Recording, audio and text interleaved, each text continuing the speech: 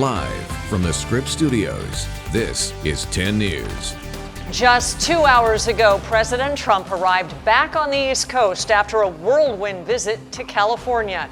He spent much of the day here in San Diego. He was fundraising for his 2020 campaign and touring new sections of the border wall. The president's motorcade pulled up to the border in Otay Mesa a little bit before 3 o'clock. A few of his supporters posted up along the route to catch a glimpse of his entrance. Once there, the president got a first-hand look at the new border wall made of steel, concrete, and rebar. 14 miles of it was recently put up along San Diego County. It replaced the old wall made of Vietnam-era landing mats. The wall is 30 feet high. A second section stands at 18 feet. It also is wired with tech features. The president had talked about a so-called smart wall. He says no one can go through this wall, over it, or under it.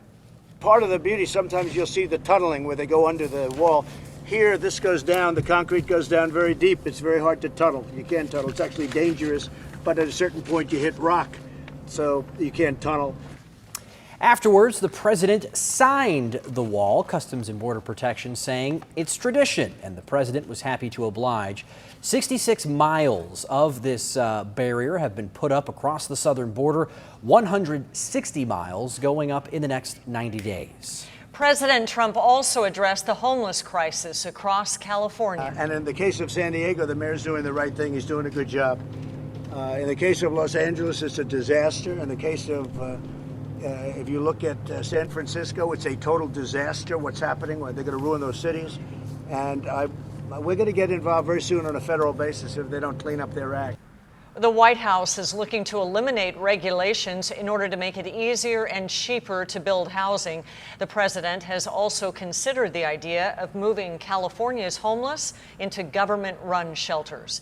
And people with the 10 News mobile app were able to watch the president's visit in real time. A free version of the app is available for download in the App Store.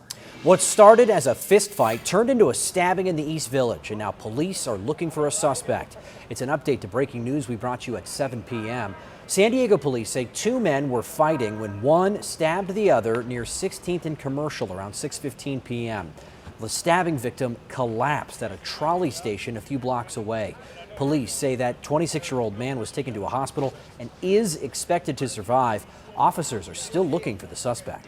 Breaking news now, a family now without their loved one tonight after a brutal crash on the 94 freeway. CHP says a man was walking on the eastbound 94 near College Avenue when he was hit by a car. At least 3 other cars hit him after the first crash. There's still a SIG alert in place while officers investigate. A crew member who survived the deadly boat fire off Santa Cruz Island is suing for damages. Ryan Sims is suing the boat company Truth Aquatics, the name of the company, and dive charter company Worldwide Diving Adventures. Sims claims that Truth Aquatics did not properly maintain the boat or train employees, and the boat didn't have an adequate way to evacuate. The fire killed 34 people on Labor Day. New information about the man seen in this exclusive 10 News video pointing a gun at officers during a drug investigation Monday in Logan Heights. He now faces attempted murder charges. Team 10 investigator Melissa Masiha spent the morning in court digging into his long criminal past. Still has a strap on him. This video shows the moments which led up to the shooting on the streets of Logan Heights. You hear officers say to drop the gun several times before shots were fired. The man, later identified as Enrique Aguilar, falls to the ground. 3 San Diego police officers then surround him before he was taken to the hospital for surgery. In this still shot from the video, you clearly see Aguilar pointing a weapon at officers. Police say he was hit at least once and will be okay. Team 10 discovered he should have never had a gun in the first place because of his criminal past. His record in San Diego County dates back more than 10 years, from vehicle code violations to drug offenses. In 2010, he faced attempted robbery. The following year, Aguilar and 2 others were charged with attempted murder and first-degree robbery. Documents show he was connected to a local gang. Aguilar entered a plea deal and was sentenced to 6 years in prison. In the court file, we found a letter he wrote saying he's thankful to God that nobody got killed in this matter. He goes on to say, "I wish I could take it all back so I could be with my family. I continuously apologize to the victim and my loved ones for the pain I'm putting them through." Aguilar, now in jail, faces 3 charges of first-degree attempted murder, attempted assault with a firearm, receiving stolen property, participating in a criminal street gang, and a felon in possession of a firearm. He's being held with no bail. Melissa Masiha, Team 10. The 2 officers who fired their weapons were not injured. Their names have not been released. Aguilar will make his first court appearance sometime in the next couple of days.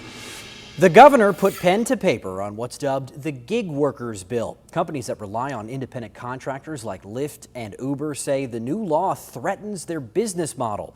10 News reporter Rena Nakano joins us from Lindbergh Field, where rideshare plays a big part in transportation. And Rena, what are drivers saying? Well, some of those drivers say they love the fact that when they become employees, they can apply for benefits, which in turn costs a lot for the company themselves. However, other drivers say they just like their freelance status. A big day for Assemblywoman Lorena Gonzalez Fletcher as Governor Gavin Newsom signed her bill AB 5 into law. She calls it a triple win. So it's good for businesses, it's good for taxpayers, and of course it's good for workers. Known as the Gig Workers Bill, AB 5 makes independent contractors like rideshare drivers into company employees. They absolutely set the rates, they set the conditions by which an Uber driver can drive, and to suggest that they're non-employees I think is disingenuous. It outlines strict guidelines for corporations like Uber and Lyft so drivers get minimum wage, overtime, and paid time off. It'll be 2 years, October 31st. Lyft driver Kevin Cotton says while that may be good for some drivers, the retired Navy man, he doesn't need the benefits, he doesn't want to pay for regular employee taxes, and he doesn't like a structured schedule. We're used to working 14 hours a day, and we split it up between 6 in the morning to 2, take a 3-hour break and go through the night. As it stands now, Cotton considers himself his own boss. His platform just happens to be Lyft. Since the bill was signed into law, Uber sent 10 News a statement that reads in part, quote, "We believe California is missing a real opportunity to lead the nation by improving the quality, security, and dignity of independent work." Gonzalez Fletcher already anticipates legal battles and ballot initiatives by tech giants. Oh, there definitely will be litigation. I think most companies will do the right thing. Cotton says the real challenge starts next year. In January, we're going to see what happens. Now, there are some industries that are exempt from this AB 5. Those include doctors, accountants, and real estate agents. Reporting live tonight at the airport, I'm Rena Nakano, 10 News. Rena, thanks.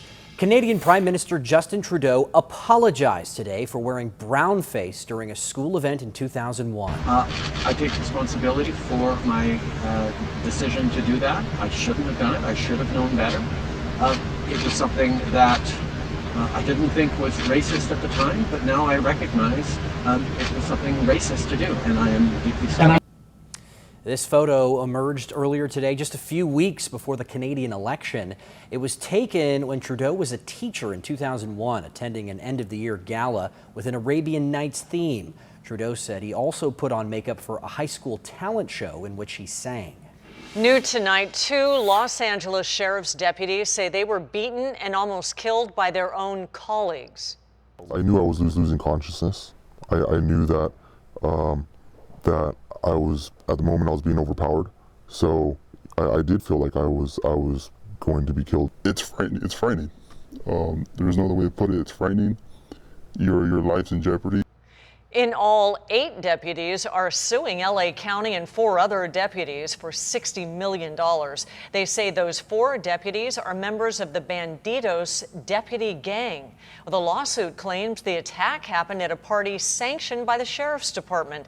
The 4 deputies accused in the attack are on paid administrative leave while the DA investigates.